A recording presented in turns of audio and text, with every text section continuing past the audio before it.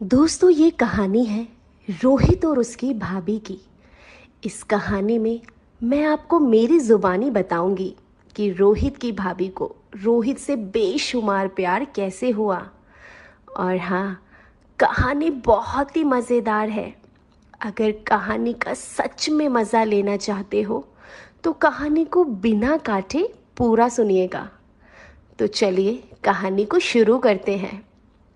रोहित कहता है, मैं 26 साल का हूँ। मैं आगरा का रहने वाला हूँ। कुछ समय पहले मैं पार्लर में काम करता था, लेकिन मैंने अब वह काम छोड़ दिया।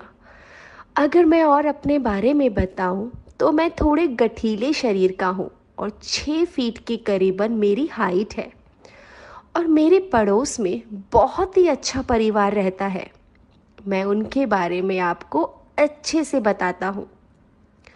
उनके परिवार में मेरे अंकल जो 56 साल के हैं और आंटी जी 52 साल की है, भैया जो 38 साल के और भाभी जो 35 साल की है, और दीदी है जो 28 साल की है।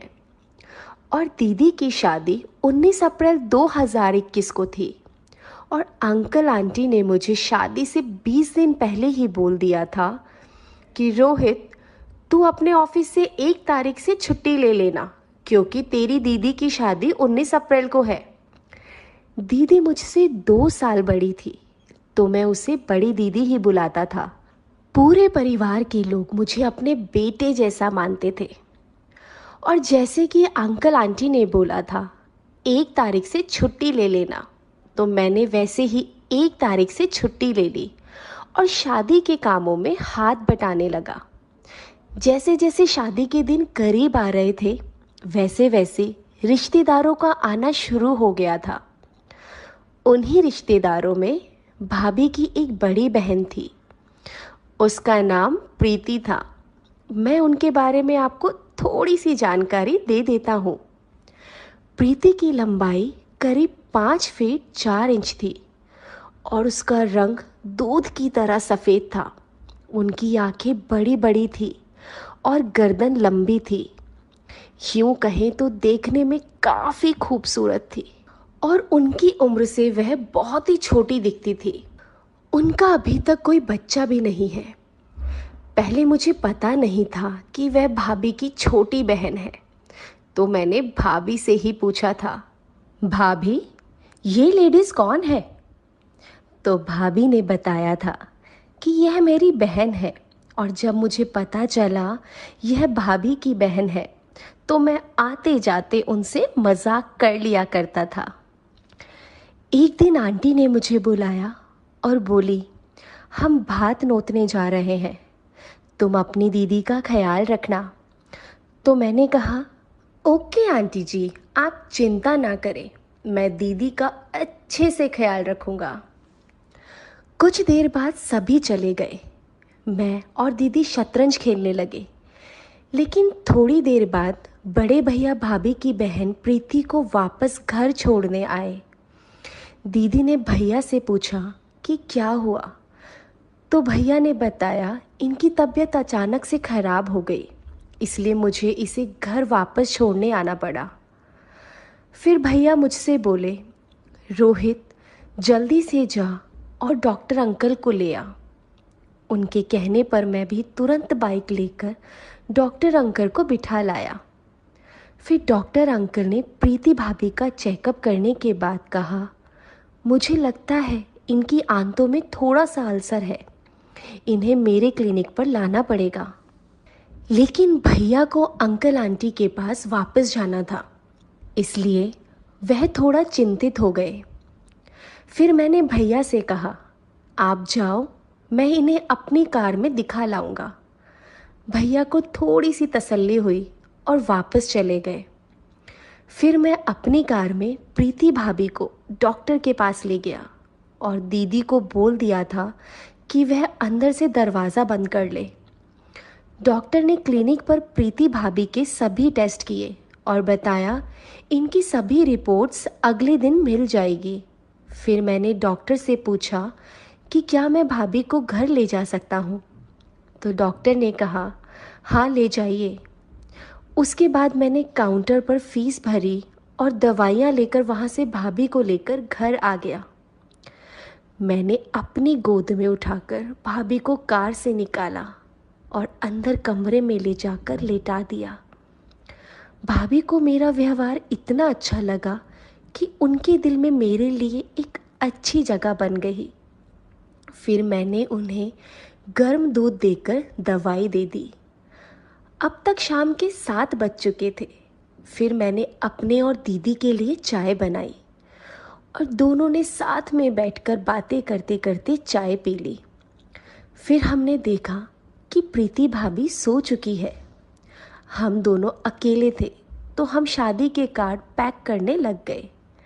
हमने कुछ टाइम में ही सभी कार्ड्स पैक कर दिए थे और उसके बाद अंकल आंटी और सभी सदस्य घर वापस आ गए और सीधा भाभी के पास चले गए।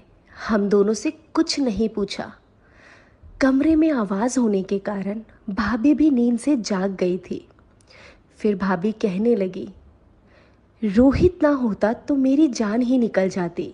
बहुत ही नेक लड़का है। यही मुझे कार से डॉक्टर के पास ले गया, मेरी पूरी देखभाल की और मुझे टाइम से दवाइयाँ भी दी। यह सुनकर सभी लोग बहुत खुश हुए। फिर सभी ने मुझे आशीर्वाद दिया और भैया ने तो मुझे गले से लगा लिया। सबके साथ हंसते बोलते मैं वहीं सो गया। सुबह मैं जब उठा तो देखा सुबह के 4 बज गए थे। मैंने भाभी को जगाया कि वह अपना दरवाज़ा बंद कर ले, क्योंकि मैं अपने घर जा रहा हूँ। हालांकि उस दिन संडे था तो उस दिन मेरे धंधे की छुट्टी भी थी। भाभी पूछने लगी, रोहित इतनी सुबह तो कहाँ जा रहा है? मैंने भाभी को बताया, भाभी मैं इतने दिन से यही हूँ। मेरे घर पर धूल मिट्टी हो गई होगी, मुझे घर की सफाई करनी पड़ेगी। वैसे भी मैं कई दिनों से अपने धंधे पर नहीं गया हूँ।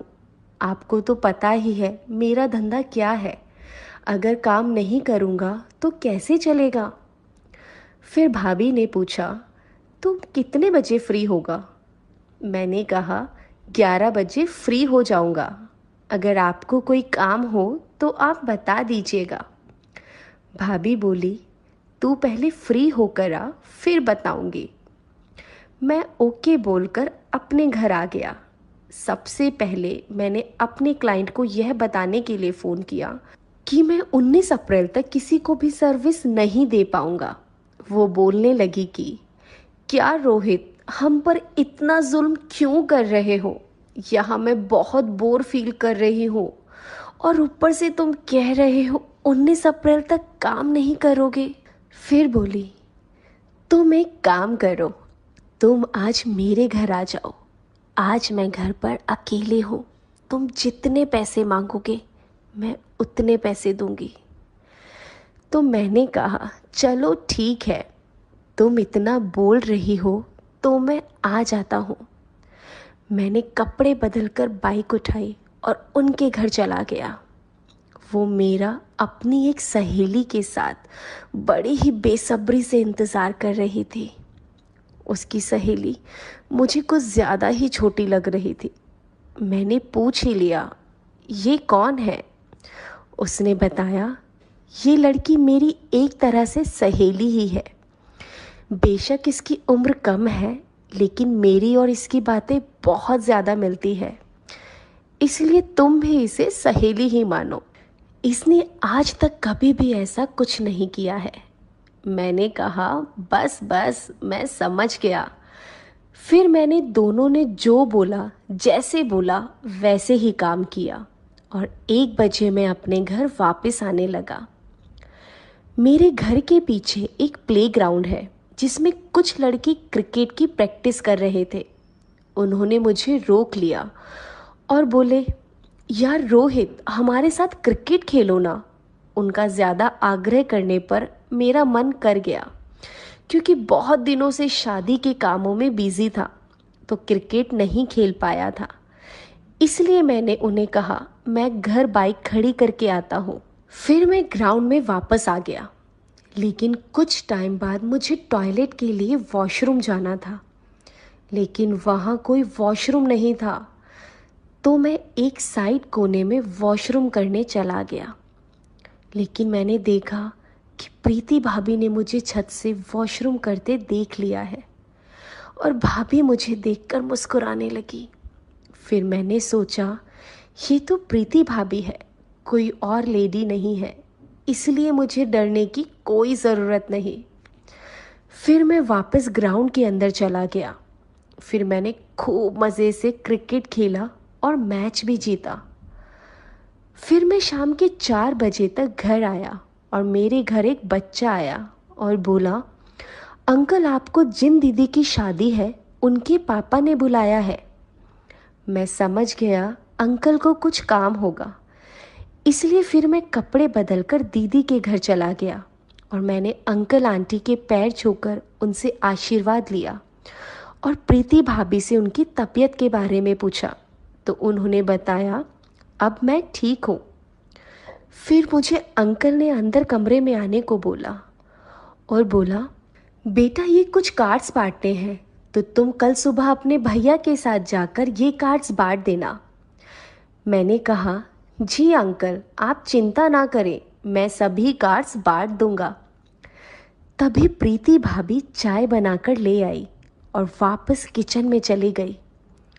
लेकिन जब मैंने किचन की ओर देखा तो प्रीति भाभी मुझे ही देख रही थी और मेरे देखने पर वह मुस्कुराने लगी और मैं ये सोचने लगा कि ये ख्वाब है या हकीकत। प्रीति भाभी मुझे दिन में ही लाइन दे रही थी। मैं सोच भी नहीं सकता था भाभी मुझे पसंद करने लगेगी।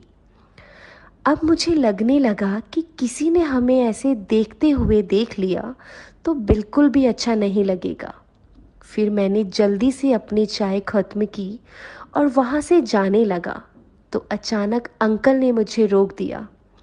मैंने कहा, अंकल मुझे घर जाना है, कुछ काम है, मैं बाद में आऊँगा। आप कार्ड्स के बारे में बिल्कुल भी चिंता ना करें, मैं सुबह भैया के साथ जाकर कार्ड्स बांट दूँगा। अंकल बोले, ठीक है भाई जाओ। उसके बाद मैं वहाँ से निकल ही रहा था, तभी प्रीति भाभी मेरे पास आई और बोली, आज रात को कहाँ सो रहे हो आप? मैंने कहा, भाभी वो रात को ही पता चलेगा कि कहाँ सोना पड़ेगा। ये कहकर मैं वहाँ से चला गया। दोस्तों, मैं आपको इससे आगे की स्टोरी आने वाले पार्ट 2 में बताऊंगी।